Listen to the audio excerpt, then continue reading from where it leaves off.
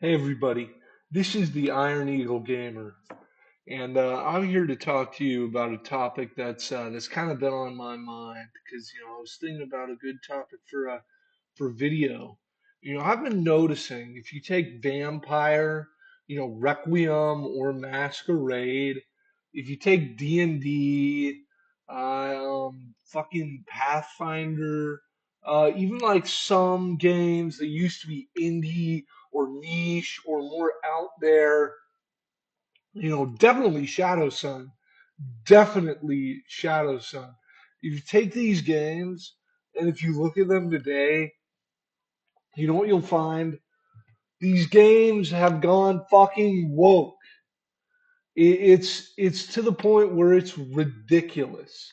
It's to the point where it's uh, uh, completely beyond comprehension. If you look at D&D and the art they have on their covers, it's like a little orc princess or something. And just look at Vampire reading through it. If you read through any Vampire supplement made in the last 10 years, it's trans this and gay that and bear gangrel that. Who the fuck wants a character named Rudy the Bear Gangrel in their vampire game? Not me, and I'm assuming if you're watching this video, probably not you either. And so I'm thinking, how can we get the games we want? How can we actually bring a good, traditional male centered experience to the gaming table? A real man's game, no pussy shit. And so I started thinking about it. And I'm like, oh, you know what? We got to make, if they're going to make woke games, we have to make anti woke games. And so I've thought of a few rules and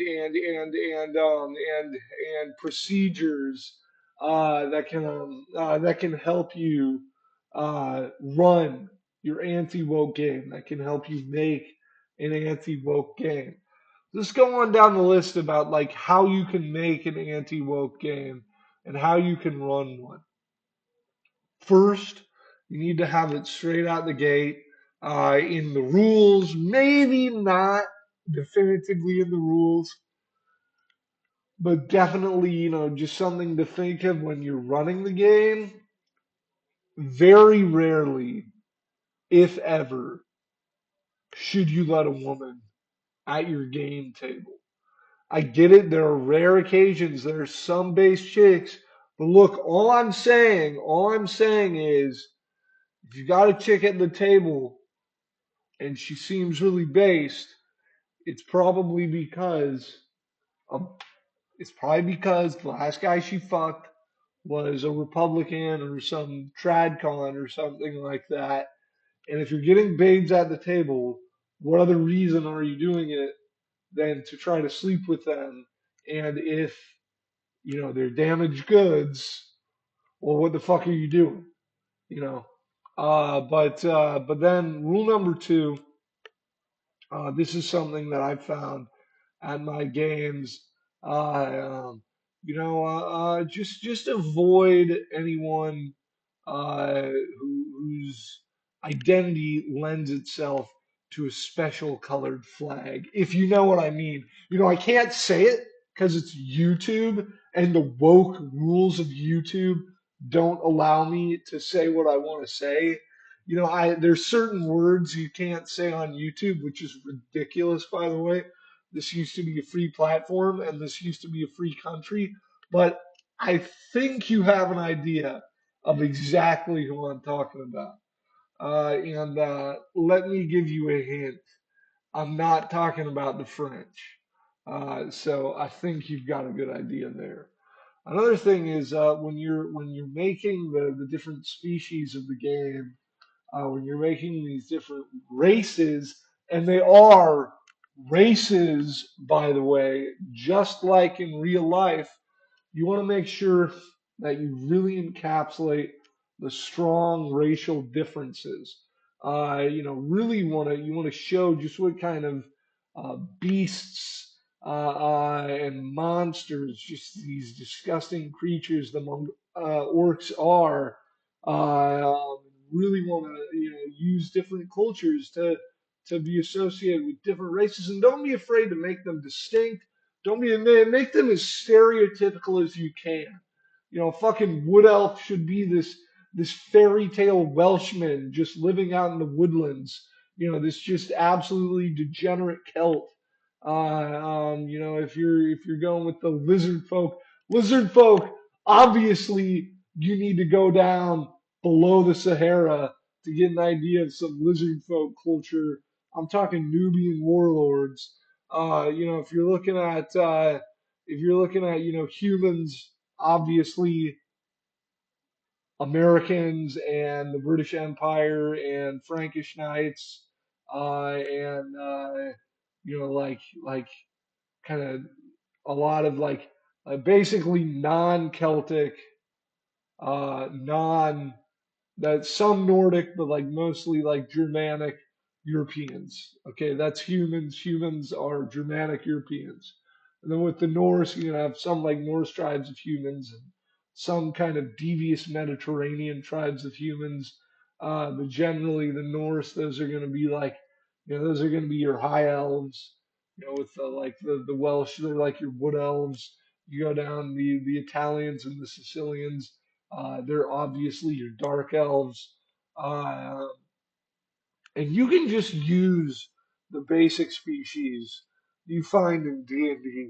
There's no need to introduce any of these other wacky creatures like fucking tieflings or centaurs, or like cyclops or fucking I don't know, like satyrs. You don't need to introduce any of these crazy out there species into your game. You just need humans, patriarchal, elves, maybe matriarchal, but you should definitely kind of show like that kind of gay foppish side to their race. Dwarves definitely patriarchal, and no dwarven women don't have beards. That is just designed to appeal to redditors, um, and halflings. But halflings probably shouldn't be playable in your game.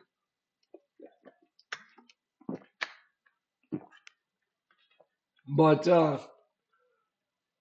next rule is when putting together your book, you want to keep the people entertained, and you want to make sure that it's clear what kind of game you're running. All right, you don't want any bones about it.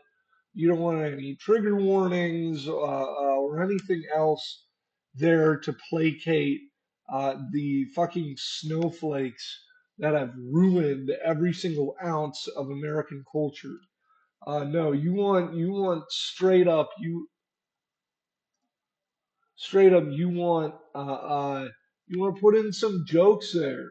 Maybe something about orcs and a large pizza. You want to throw in if you know what I mean. You want to throw in other things there about why certain races can't get along with each other. Their breeding processes, which races eat each other. You'll want to clarify that. You'll want to make sure you have stuff in there about describe some of the gritty, brutal stuff about like the orcs raping the women, or how certain like evil cults might like sacrifice women in these like brutal, like sexual demonic sacrifices, or you can talk about like on the more positive side, you have like the prince with like his like scantily clad princess by him, and some artwork. You can talk about how the women of like some town called like Villa Sol, or like it could be called like Vixinia. They kind of like save themselves for this strong. This is just an idea. They save themselves for this strong, powerful man who has to kind of chase them down and dominate them to prove himself. And then they basically just like marry him and they cook and clean for him and stuff. And that can actually, I know that sounds kind of silly, but I'm not trying to be silly. That can be like an interesting plot hook for players who want to go to that town, who want to be like, shit, I want to get me a trad wife. Why not? That's how marriage was done for centuries. For centuries, of course, it has to be all different and upside down now, but there's no reason it has to be like that in your game. There's no reason it has to be crazy and ridiculous, and it shouldn't. It shouldn't be like that in your game.